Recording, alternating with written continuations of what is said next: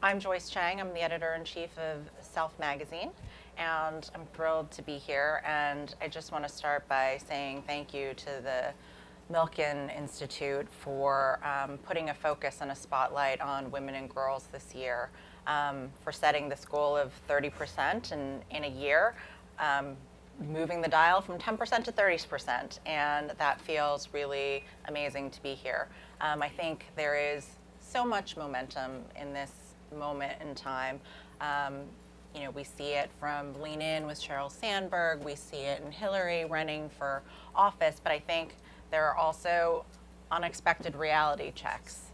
The Sony email leak, and we see that Charlize Theron experiences the wage gap just like every other woman. And so I think there is a really rich conversation that we can have here. And I have an amazing panel of women today to talk, and we'll take questions at the end as well. We'll start with Maha Dakhil, who is an agent at CAA, and her talent roster reads like an Academy ballot, working with Tom Cruise and Steven Spielberg and Reese Witherspoon, Madonna, and more. So she will bring great insight into the world of entertainment. To my right, you might recognize Minka Kelly, the star of Friday Night Lights, Parenthood, Charlie's Angels, but what you might not be as familiar with is her work with an organization, Fashion Able, which creates employment opportunities for women in Africa through the production and sales of clothing and accessories. And she will talk about her acting career as well as her philanthropy. Melody McCluskey is the co-founder and CEO of Style Seat, which is the largest online marketplace for beauty and wellness services. And she was recently named by Fast Company as one of the most creative people in 2014, which is quite a mantle. We have Poonam Muhajir. She is co-founder and CEO of Tokidoki and is a serial entrepreneur. Her first company was Hard Candy. Many of you will remember the nail polishes, which she sold to LVMH, and her current venture is Tokidoki.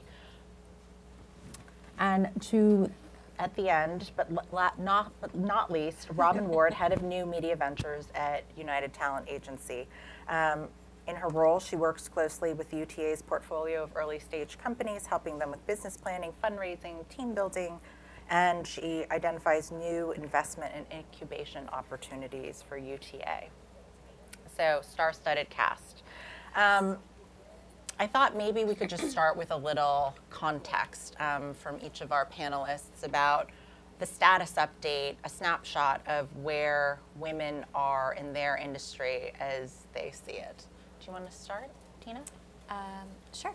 A status update, a snapshot. Well, it's hard to say because it's sort of a snapshot we're taking every day as the landscape is changing, and as some days you're feeling on top of the world, and it's, you know, great to be us. And actually, it's always great to be us, but there's definitely times where you think, God, nothing's, you know, you definitely feel and see the inequality, like you said, with the Sony leaks and many other examples of that. And then on other levels, you see a lot of women in entertainment and in media and business absolutely advancing and doing great. So it's ever shifting, and I think it's because things have become so institutionalized. It's a bit more difficult to really put your finger on what's happening. It's become much more of a subjective experience. Do you feel in acting progress, different ways to look at roles, women versus men? I feel like we're doing a lot better these days as far as women getting better, more meaty roles and not just being the sort of girlfriend all the time. I mean, we have Scarlett Johansson is kicking butt right now and just as much the superhero as any other guy. But as far as acting goes or my business goes, I just think that why I'm here is just because if you do what I do for a living and you have any sort of voice or platform, for me, I find it to be our responsibility to use it for good. Otherwise, it's a big waste. Well said. And in technology? Yeah, I mean, we see it in a couple of different ways at Style Seat. I see it the beauty industry is an $80 billion a year industry. That's how much is spent on services and product at salons and spas. Yet Silicon Valley's ignored the space. So in that respect, it's been an opportunity. There are a couple of really big verticals that men don't think about because it doesn't occur to them, right? They're mostly female issues. The idea that finding a professional as a woman to help you with all these services and book them easily is not something that occurs to a guy. They're not getting waxes or eyelashes done. So for me, that was a huge opportunity, and I think that there's a lot of women in tech that are starting to really step in. I think that there's a little more of a spotlight, and so there's more investment that's happening now in the investment community, or they're doing it little bits and pieces. We have so far to go there, but I think that more conversations like this and more disruption of kind of the boys club and just letting them know the financial opportunities that arise with more female-centric sectors is a huge opportunity. What are you seeing in terms of progress and challenges from the entrepreneurial space? What I've noticed the last 20 years, this year is the 10-year anniversary of Tokidoki and the 20-year anniversary of when I started Hard Candy. It seems like there are a lot more women in business and in leadership roles, and it's refreshing to deal with other women in business. I rely on two very capable and accountable women in my company, and not that I discriminate against the men because they're important as well, but I do notice that there's more women in leadership roles, and I appreciate seeing that in entrepreneurship. She's a great example. And in the corporate and investment space? Yeah, so I started out on Wall Street in the late 90s, and then I went into, I was an entrepreneur, and I was a founding team member at 5 different companies over 15 years, and really used to be the only woman in the room. And what I'm noticing, which is exciting, particularly in Los Angeles, is there's a lot of females starting businesses, and there's actually been a great growth in the number of women actually investing. So even though the sort of venture capital partner numbers are at 6% for women, which is actually down from 10%, starting to see a lot more women actually angel investing that have hit success points. And there's a stat that female investors actually are 3 times more likely to invest in female entrepreneurs. And so I think it's really important to actually, it's bottom up and top down. We need more women investors, and then we obviously need more women educated or young girls educated in STEM that come up and can start, technology-driven companies. But I actually think that, as Melody said, there's a huge spotlight on it right now. So Silicon Valley and the rest of sort of the investment world can no longer ignore that, women are starting companies, and they're actually starting companies that are more capital efficient than men, 35% greater return on equity. And it's hard to ignore those numbers if you're out investing. I mean, the idea of having a spotlight on women right now, do you feel like that is helpful, or do you think that it creates a certain kind of responsibility of standing for all women, and it counts somehow even more right now? Either. I think there's opportunities and there's also challenges that come with it, because it's a topic now. It's a mainstream topic when you are pitching. We've been going through the fundraising process that we're just wrapping up right now, and so I've just kind of been in front of VCs going through that process, and it is a very real thing. And the education, it's very clear that there is still a wall. However, I think that because it is part of mainstream media and because it is now sort of more of a national topic, there's a lot more pressure to at least look at deals that you wouldn't look at otherwise, or to take them seriously, whereas that might not have happened a couple of years ago. So there is a spotlight, but it also, if you have a great company and you align yourselves with really great people and you execute really well, I think it's an opportunity to do well. I think the spotlight's a great thing. I think it's what causing change. I think that, if you look at the tech community is all about disruption, and it's all about challenging the status quo. And so what the spotlight is doing is basically shining a light on itself and saying, we have to disrupt ourselves. We have to disrupt this sort of old white man status quo and let diversity in. So I think it's a good thing. I would like to see a little less on the there aren't enough women front and a little more on the here's Elizabeth Holmes on the cover of Forbes because she's starting a company. I'd love to have seen Lynda.com was a $1 billion exit by a Southern California company, and that was started by a woman.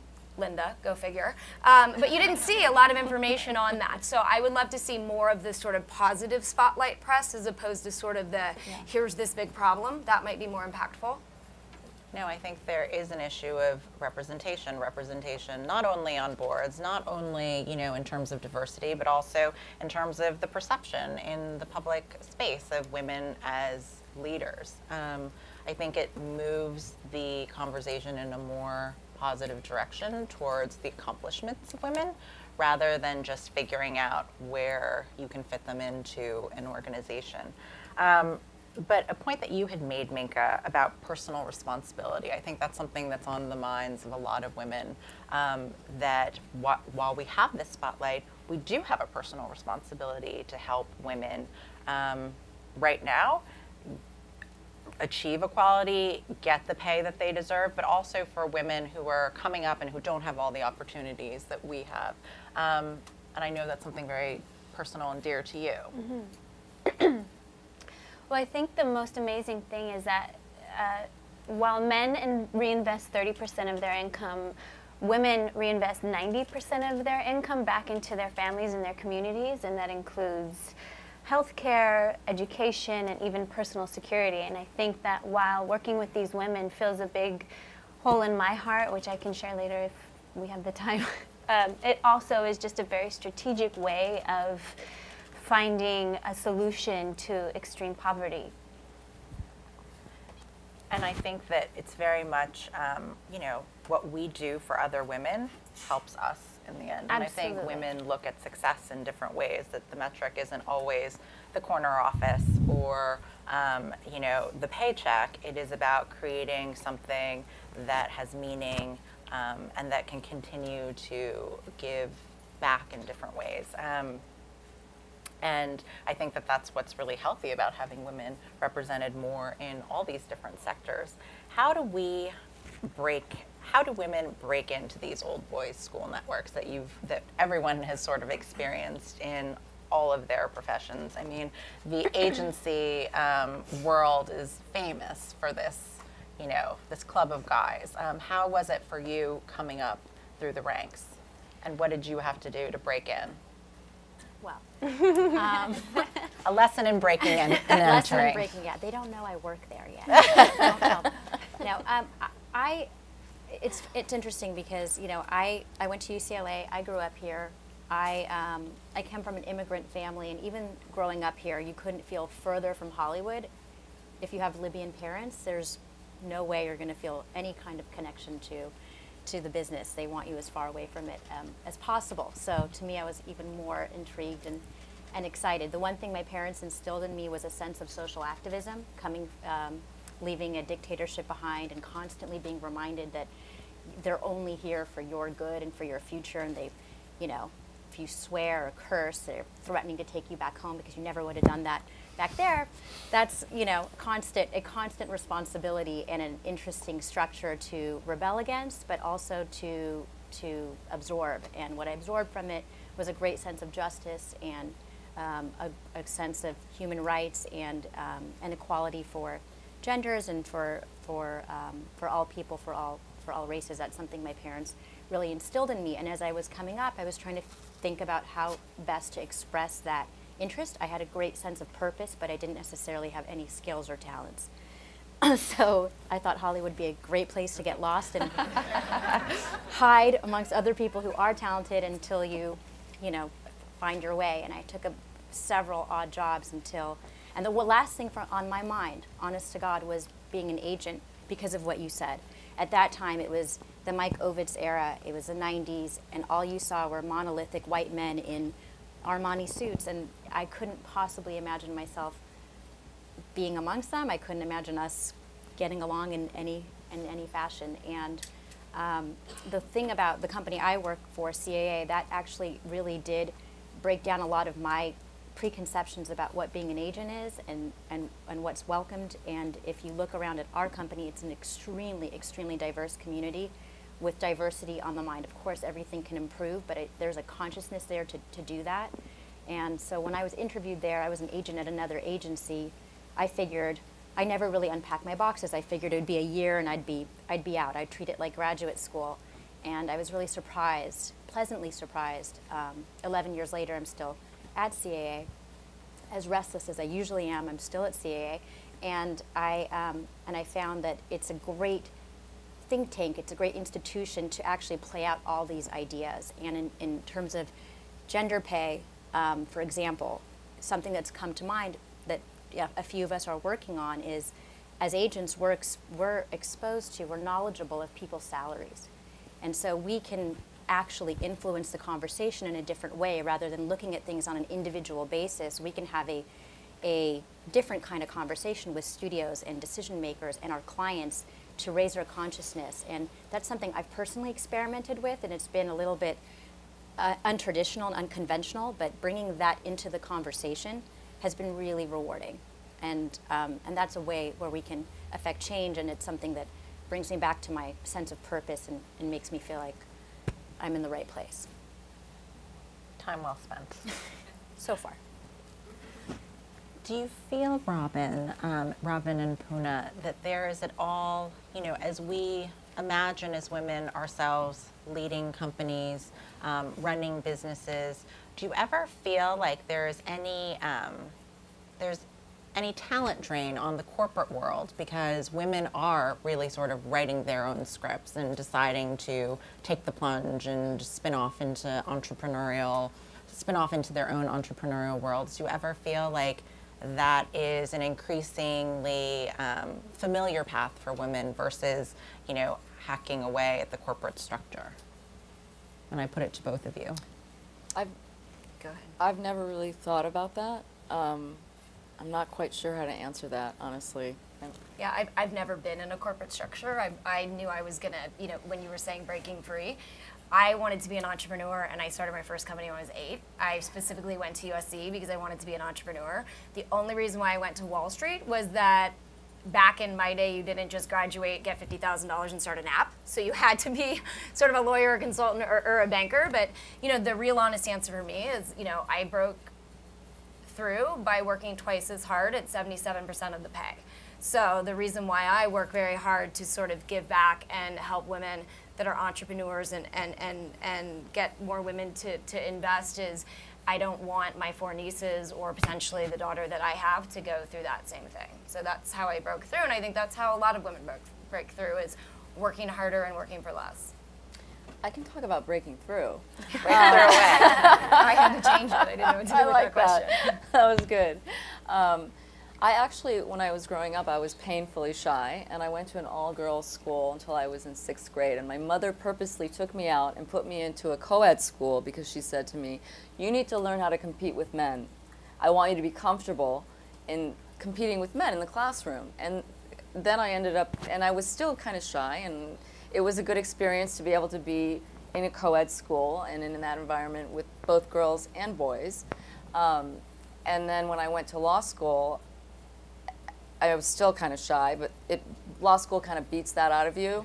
And again, I was competing with men, and that's when they just teach you a whole new way of thinking and being, and got comfortable with being assertive. And sometimes I perceive myself as being aggressive, but I think I'm just being assertive.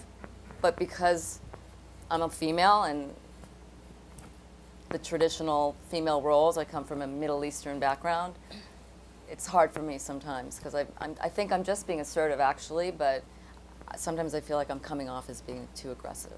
So. And do you all and I put this out to everyone, do you all have that sort of tension where am I being assertive or am I being aggressive? Is there this constant sort of am I this or am I this versus where men might just be I am? It's the classic she's a bitch versus, what you're saying is we get classified as being a bitch and men are, just strong.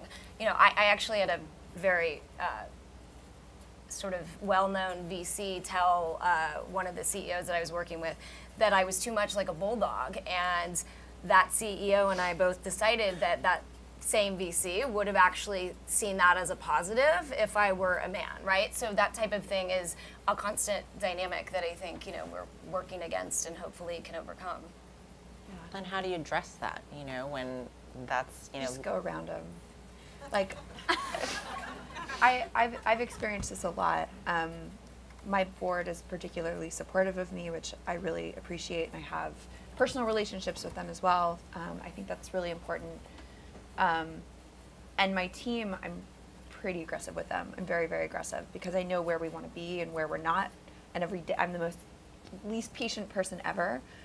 So I am really aggressive in meetings, but I think it's really important, again, to have a personal relationship with everyone you work with or with investors that you choose to work with. If someone's going to stand in your way and they don't like your attitude or they don't like, you know, that you're particularly strong about getting something done, then don't work with them, you know? And for me, I think that's been part of my personal brand and my brand in business and who we are. You know, we're a hair startup in Silicon Valley. We're the weirdest thing any VC has ever seen, right? And then in the hair industry, there's no technology. We're the weirdest thing anyone's ever seen. Right. But we empower these women to be more successful. We double their revenue. We help them grow and be entrepreneurs. So it's sort of like, all right, if you don't want to invest in us, then we'll bootstrap for the first year, was our path. And then after we did bootstrap, our metrics were so, you know, to a point where they didn't have to look at it as a hair startup. They could look at the traction and kind of make the leap from there. But you continue to see those roadblocks and you just say, that's fine, I don't need to work with you. And you do it anyway. What do you think, you know, we hear a lot here at Milken and, you know, in the conversation, 30%. So 30% is the goal that's been put out here. And I see you smiling already. It's like a little bit of a chafe because you know that it has to be 50%. Mm-hmm. It's cute. It's a cute number. It's a cute number. And I do think that, you know, it makes sense. You have to have a concrete goal in order to get to the next concrete goal. We do a lot of goal setting itself, so it's sort of the thing that works. But I do think we are at a unique point in time in history where it's about to happen. We have had mothers and women who have come before us who have really, you know, been the women on the frontier who have really, you know, stood alone at the top. What do you think is sort of the unique set of challenges for us right now? We are so close, but yet, you know, the last leg is always the hardest part of a race. Anyone? Anyone like me? Anyone? My biggest, I guess, you know, concern is computational literacy, because I think that you know, growth is going to be driven by technology and innovation. And if you look at computer science courses, the number of women graduating from them is continuing to decline. So if we don't address that, women learning to code and young girls learning to code, and quite frankly, any minority learning to code, I think that it has big implications for the United States in general. So I don't know if I went too big on that question, but that's where my focus is, and I think a lot of our focus should be. I agree, and I also think just making it part of the conversation will help, because when I started my company, I didn't know a single female founder. I knew a bazillion male founders, and so my mentors were men, but not to say that there weren't female founders, because there absolutely were, but it just wasn't as prevalent as it is today. And I think, you know, that stopped me from starting my company probably by a couple of years, because it seems scary and I'm not smart enough and I don't know anyone like me that could do this. You know, I didn't have any like beacons to look toward. And that's changing a little bit, which I think will go a long way, is making it part of the dialogue, you know, getting more women in technology because they know that they can, and they see women that are amazing and kicking ass, or in business, or, you know, in media, or all of it. I think it's making it part of a dialogue, and because it definitely wasn't when I was growing up, goes a long way. This idea of beacons, what has been the greatest, who has helped you in the most meaningful way in your careers? Me? Minka. I think less so in my career, but just in my life, watching my mother provide for us in any way that she can. I think this is a little different than, women starting companies or being in tech, but it's about inspiration. Sure. So I work with women. I work with women in Ethiopia and Kenya, and we get them off the streets from having to sell their bodies and teach them how to make goods so that they can live a life of dignity. And before I became an advocate for these women, it was important for me to spend time with these women and really hear their stories and know that I could relate to these women before I started advocating for them. And so when I went to the first time I went to Ethiopia about 6 years ago, I spent time with some of these women, and one of the stories that I heard was that one of the women went into the sex industry to pay for her sister's breast cancer. And this was my very first lesson in courage and sacrifice. And I've gone back to Africa a couple of times, and a lot of the things that I hear from these women is how ashamed they are or how embarrassed they are for having been in this industry, and they're afraid for their kids to know what they used to do. And so that really resonated with me because my mother was in the sex industry, and before I lost her in 2008, it was my goal to make sure that she knew that I was really proud of her for making such a heroic sacrifice. Because you can't control the circumstance you're born into, and I think that a woman will do anything that she can and do the best that she can with the tools that she's given to provide for her family.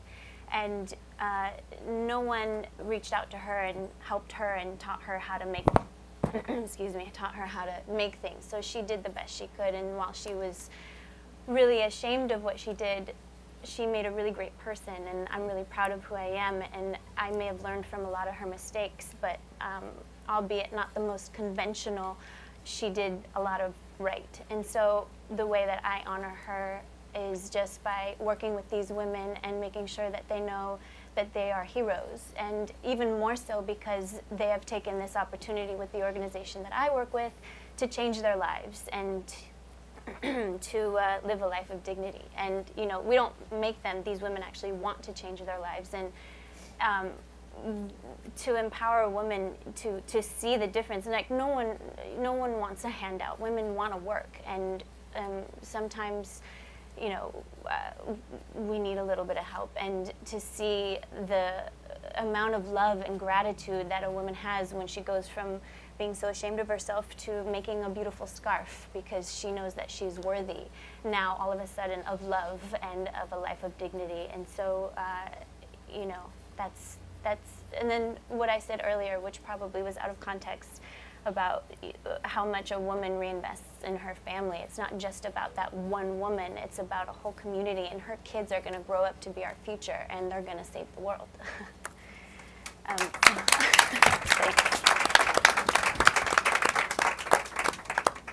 I do think that this is why it's so important that women have greater representation, because they do have such a commitment to helping others, and it's really not always about the bottom line. There's always so much more. Is there anyone else who'd like to share someone who has been influential in their lives and inspired them to do more for young women as well? My mentor, I think one of the important people for me growing up was Travis Kalanick, who now runs Uber. It's very different from... Very different. Very, very different. Just as important. Yeah, well, I think for me, he was one of the first people that sort of came to me, and I was like, I have this idea and I really want to do it. But it was the shyness thing now, which I've gotten over. Good. Do you know how many lives Uber has saved from people not driving drunk? Yeah, it's incredible. It's incredible. But he was the first person that came to me and was like, absolutely, you can do this, and I'll help you, and I'll write your first check, and this was before he worked at Uber. And worked with me late into the night, worked with me 3 days a week pretty much for like the first 6 months of my company, and made all of those initial phone calls to VCs, arguing with them late at night saying like, she's a real entrepreneur and this is why you need to pay attention to her. You can't just steamroll her. And I think seeing someone who you admire, who's incredibly talented and who's a friend, step out there for you and put their name on the line and teach you and say, oh, you don't know how to pull together a presentation deck, you don't know how to pull together financials, let's do it really quick. You know, let's take the next 2 hours and do that. It seems like it's, you know, simple, but it had a profound impact on me and in terms of philosophy for growing a business and made me want to give back. You know, I now mentor men and women that are starting their companies and help them with all this stuff because I'm like, you're going to waste 4 months trying to figure that out. Let's solve it right now in this, you know, period of time, and let's give you the tools and the resources. So again, it's totally different. But when you have someone like that in the beginning of your career that really puts their neck out for you or shows you, it changes you, and then you think like, now I want to build a big business to show this person, thank you for kind of helping me. No, I think everyone really needs to feel that affirmation of belief in them, whether it is your mother, whether it is a mentor, a boss, otherwise. Poona, is there anyone for you? I would say my parents. My parents immigrated to the United States in the early 60s from Iran, and they basically, you know, their hard work and tenacity and perseverance. My father's a physician. He's actually a professor now at UCLA Torrance. Basically inspired my sister and I to work just as hard as them, and now I'm in a position that I can give back to my community and inspire young girls. And you know, whenever we're asked to get involved in charities, we like to do baskets, and whoever asks us for help, my business partner and I, we step up and do what we can. We just recently are part of a board called Children Mending Hearts, here, a local Los Angeles not-for-profit. And so ultimately the goal is to give back to the community and inspire young people, not just young girls, but because I'm female, I'm biased and want to inspire young girls to achieve their dreams. And my inspiration, really, my parents and their hard work, and they put everything they had behind my sister and I, and we've been able to succeed as a result of their dedication and their hard work. In America, United States. Anything is possible. It is. Robin, is there anyone? I would say my parents, but is similar to Melody within sort of my technology and startup career. I never had a female mentor. It was always men, just because I never worked with any women up until joining UTA, actually, which is nice. So my view of entertainment is there's all these amazing, smart women. So and I think it's just important to note that, you know, if we're going to make the world a better place, women should certainly help women, but men are completely part of the conversation and equation. And I've had many amazing male mentors that have taught me a lot. I think a lot of women now are seeking female mentors because it's something we talk about. But obviously we live in a world where men are in more positions of power than we are. How do you suggest, you know, the best ways of communication between men and women when you're looking to grow your career? Do you feel like there is a sense of competition? Do you feel like there is something more natural with women, or how do you navigate that female-male dynamic? I mean, I don't know if it's such a premeditated thought. I mean, we've been socialized, and most of us have known men our whole lives, despite our Middle Eastern backgrounds. We actually have been around boys much more than our parents wanted, and we, I don't know that it's so premeditated. I do think back to that question about assertive versus aggressive. I think that we have to think a lot more carefully, and I think minorities feel the same way, about who you're going to be and how you're going to be, and the thought you have to put into modulating your own personality and adapting it to different environments. And I don't think that's so much about how you're going to deal with men. I think it's about what you're going to project, and your intensity, and how you're going to turn up or down the volume. And it is a shame that the same delivery by a male or female, you know, would be viewed differently just because of our gender. But I also think because we're if you look around at the women who succeed, and the women who are on this panel are very indicative to me of a lot of the women I deal with at work and at other companies as well. It is the outspoken woman. It is the assertive woman. And with men, I'm going to say something slightly controversial, but a lot of mediocrity sort of gets overlooked. And so women have to cultivate much more of a strong personality.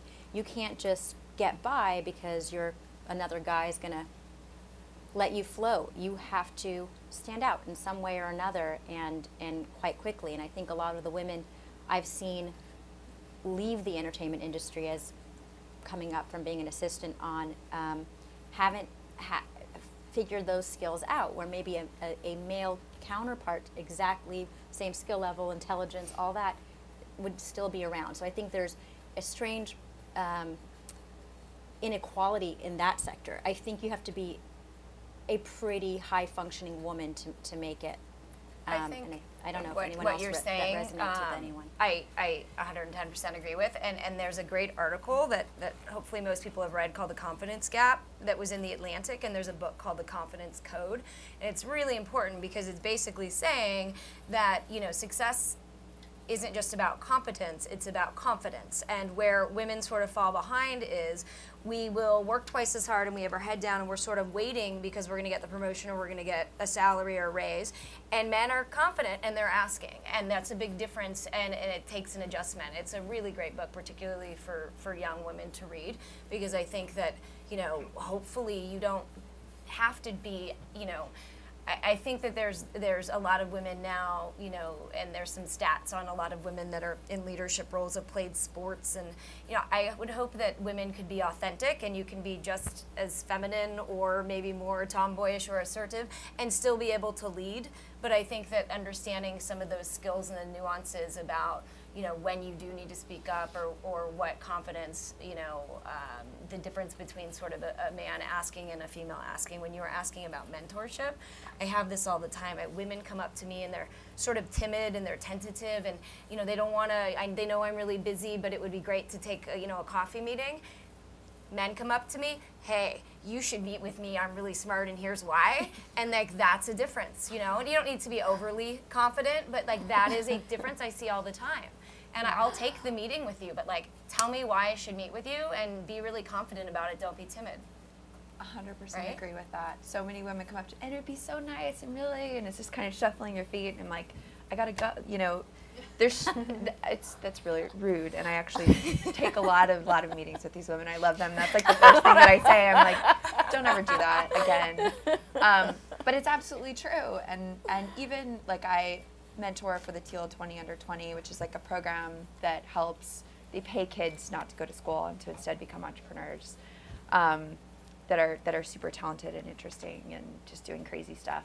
But a lot of those entrepreneurs that I talk to are like, hi, my name is this, and you should meet with me, and when are you free? Actually, let's put it in your phone right now. You know, let's like make it happen. And you're like, oh my gosh, but you always take the meeting. I think I totally agree with you. I wish women did that a lot more. Well, I think there is this breakthrough that young women are ready to make, and it's hard to just cross that threshold of belief. You have to like see yourself in that position in order to believe that you can do it. And I think that so many women, you know, don't have the exposure to much of this inspiration. So how do we inspire and give them that vision to imagine that they can do these things for the next generation of women coming up? I think you lead by example, for one thing. I mean, so many of the women I'm inspired by I've never met, but I see them out there, I see them, and I take something from their stories, and I'll never have to meet them, but it you know, it feeds me, it feeds my story. And I think that's the same. I think you have to know, especially if you're in any kind of a corporate setting or any kind of a public setting, that people are watching you, and young women are watching you. And not that you have to tailor anything to their specifics, but just be aware of it so that you're projecting who you are in a way that you wouldn't mind someone modeling after you. Those are the kinds of people who will come up to you and say, I want to meet you, whether they're shuffling their feet or coming at you directly. I also think it's important to change our idea of mentorship, because I think right now young people, this generation knows a lot more than I think generations before have been credited for. And I think it's important to have mentors both ways. I think you need to have a young mentor too. I think you need to have someone explaining the world to you from their perspective and looking at it from a complete and total equal exchange. And I think once you get that through your head, then you realize that you should be seeking them out and knocking them off their feet and asking them to be your mentor. And I think that's going to lead to a very healthy, really great exchange between different generations of women. What have you learned recently from your reverse mentorship? Well, actually, it's a male, but I have a young male assistant who just went to work at Snapchat, and he just taught me what the heck it is. Very useful. Very useful. No idea. It's a mystery. Do you have any thoughts on the reverse mentorship? Because you're working with so many, I mean, you're so young yourself, but you're working with so many young. Yeah, one of the people that I'm working with right now is a man from, he's just turned 20, so I'm trying not to call him a kid, like a boy, I'm like, he's a grown-up. But through the Teal Foundation, and some of the things that I've learned from him are, first of all, I've seen him just totally embraced by the boys club, which was interesting because that didn't happen for me, and I just see it sort of all of a sudden I see the benefits of that and how great that is for him. So I think we have conversations about how awesome that is and how he should totally exploit it, but at the same time build a company of substance that he's proud of, that work really hard and don't ride that, and to be substantive in addition to that. Because I think that for him, that's his challenge. He sort of had money thrown at him, and he raised $1.5 million and didn't have a product, and all of this amazing stuff. I'm like, that's magic. That might not ever happen again. Now let's talk about how we're actually going to build a business. And it's been really rewarding. It's been so much fun, and it's been fun to see him blossom. So I think it also totally inspires your own career and who you want to be, and why you're in it, and how much you've learned. I see how much I've learned. So it's a ton of fun. I enjoy it a lot. I think a thread through women's careers is this idea of reinvention, and that we have many acts in our careers, and we have many goals still to do. I mean, we're constantly being inspired to try new things and to improve our business. And all of us on this panel have 20, 30, 40 years left in our careers, perhaps forever. What do you want to be when you grow up? And I'll put it to all of you. Short term, long term. I will say this is I've sort of had a little bit of an epiphany in the last, let's say, 5 years, where I used to be very, very focused on the what of what I am in terms of success. I've always been sort of an achievement addict. So whether it was, sports and awards or valedictorian, and then I was, 20 and I was running a company and I raised this much money, and then there was an exit, and like these things. And I think you realize with wisdom at a certain age that, you can go on doing that and not really, it sort of becomes sort of a shallow endeavor, and you're not really present with all of those steps that we're sort of trained to go after in your youth. And so there's been a real shift in the what to the who, and it relates, I don't define success now by sort of these things. It's more about sort of the tribe of people that I've built around me, and the support system that I have, and actually then more importantly, this role of support that I can play for others, which is where sort of, my big passion coming into how do we get more women starting companies and how do we get more female investors is sort of where I hope to continue to play and make an impact there, and it's much more meaningful than sort of the way I defined my life in my younger years. I think that's beautiful. I think it's so important for our next generation to also, for women to not be in competition with each other. I think really when we are supporting each other and we know that there's room for all of us, and that one woman's success does not mean another woman's failure. When I have the support of the women in my life, I know that the confidence you were talking about, I have that so much more when I know I'm supported by other women. I think there's a women's group that's really great called the Girls Lounge that y'all should go look up that I work with, but I have no idea why I said y'all. I'm not from the South. I just throwing it very welcoming. Sounded good though. But the word is I love this word. It's friendtorship. So we talk about mentorship sort of down and up, but I think one of the real core changes is that there's now an amazing community of women from, let's say, 25 to 45 in a broad range that are all experiencing new things, particularly as sometimes you get to the childbearing years, which is, oh, we've started a business, how do we stay in this together, or the choice not to have children. And so there's sort of the peer-to-peer mentorship, which I like to call friendtorship, that I think is really key, and I find that women are being much more cooperative and mentoring each other than I think maybe existed a decade ago. And I think that like the idea of being kind is not really a value that we place so much on ourselves. I think women are very hard on themselves, and we don't give ourselves a break. And kindness is not a trait that is particularly valued in the business world or in your career. It's never something that is really put out there as one of your core principles. But I think as we, ascend into these positions of greater leadership, that kindness should be our ultimate goal, that we are kind to ourselves. And by being kind to ourselves, we are good bosses, we are good mentors, we are good friendtors, we are good colleagues. And I think that that is, when we grow up and we continue growing, that's a good direction to think about.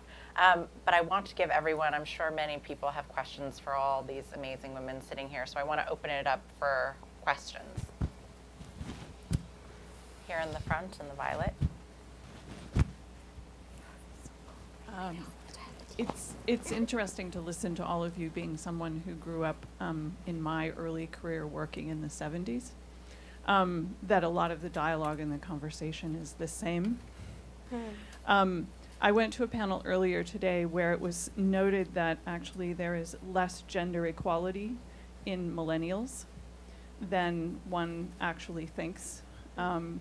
And the question was raised there, and so I guess my question to all of you, in light of how with young women, middle-aged women, and I am instantly drawn to the recent viral video, My Last Fuckable Day, in the media, and to older women like myself, this conversation's been going on a long time, and would love to hear reflections from all of you about that and how we think we can change it potentially this time around.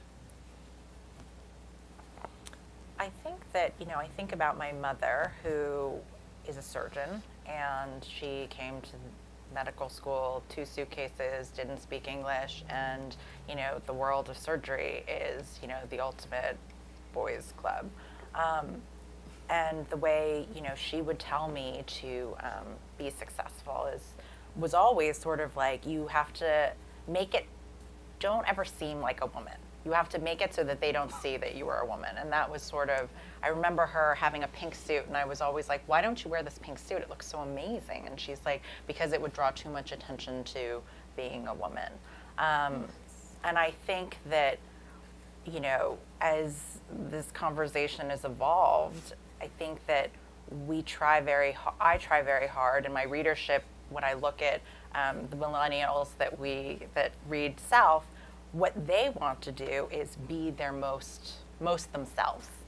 And so I think that we push the dialogue in a lot of ways. I think it's really important that we talk about women's issues, and that we organize, and that we keep pushing the agenda. But I also think it's really important that women just be confident and channel their own personal missions and what they want out of their jobs and their lives and their careers, and use that sort of as a springboard for pushing conversation of individual success. This is sort of my passion point. I think that technology and entrepreneurship are what is different, right? So even when I was in banking, I used to purposely not do my nails with a color because I wanted to be like one of the boys. There weren't the same opportunities for technology and innovation and to women to start their own companies and then hire lots of women and pay women equally, if not more, than men, and build big companies where you've raised lots and lots of money from respected guys and have exits and then go and use that money to reinvest in women.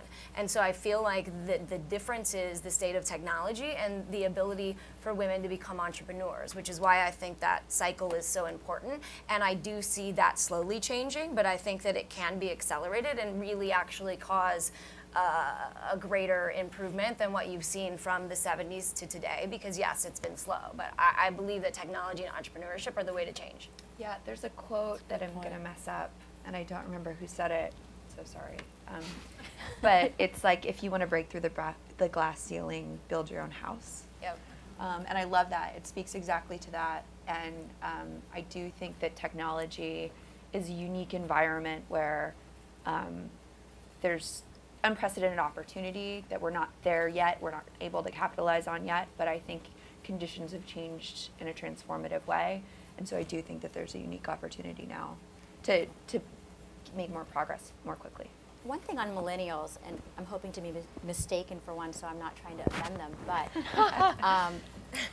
it's a pretty narcissistic generation, so I'm not so sure that they're for men or women or anything. I think you said it, it's about themselves right now, and it is so much about using all the tools the world has to offer to express themselves, and I think they're just putting themselves first. And again, back to mentorship and friendship and having the two-way street. And we didn't talk about de-mentorship, which is another one, which is I think the people who have stood in your way are nearly as important as the people who've helped you along the way. So the struggle is actually a good thing, because it's going to push us to constantly be better, to constantly shape ourselves against something. The minute we think there's no struggle, well, we're wrong, but we slip into a much more a state of malaise that is not, it's not okay for us. It's just not.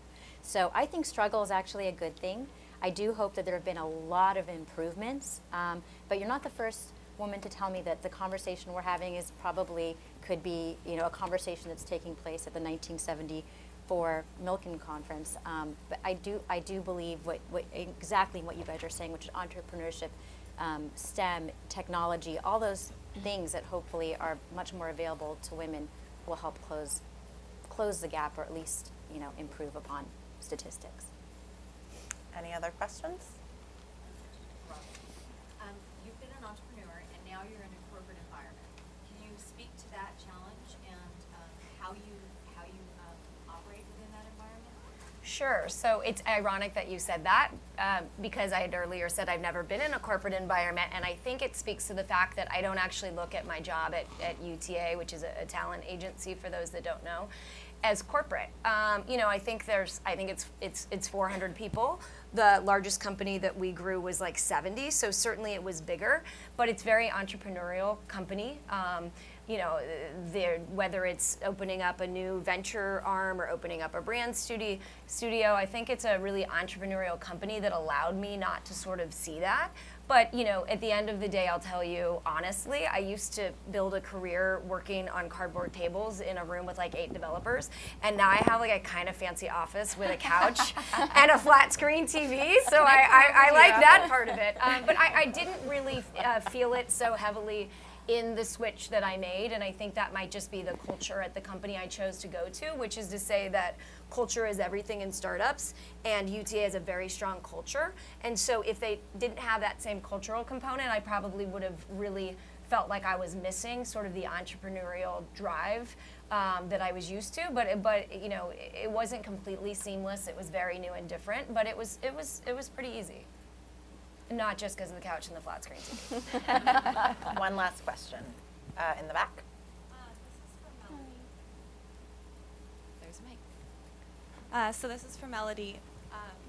I would love your advice as I'm a female entrepreneur starting my own company, and you said you just went through raising funding. So I would love your advice on kind of what one of the biggest lessons is that you learned from that experience. Yeah, it's interesting. It's really different as you go through the process. I think raising my first $700K seed check was a lot harder than raising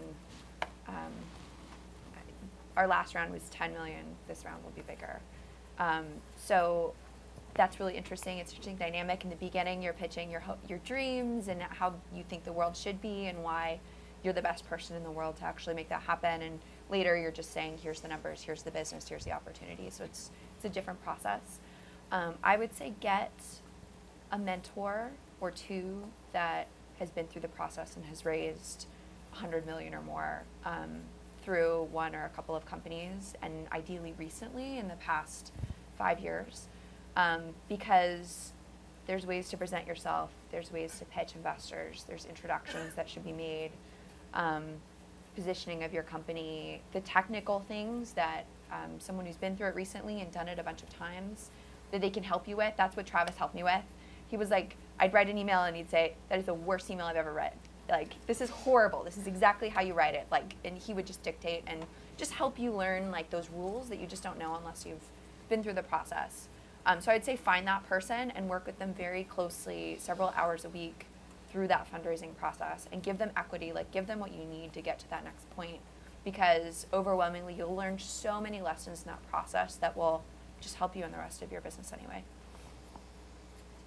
So I just want to thank all of you for joining us today. I want to thank my amazing panel today. At Self, we talk all the time about being a self-made woman and what that means. And so may we be them, may we support them, may we raise them, and get on with the business of saving the world, as Minka says. Thank you.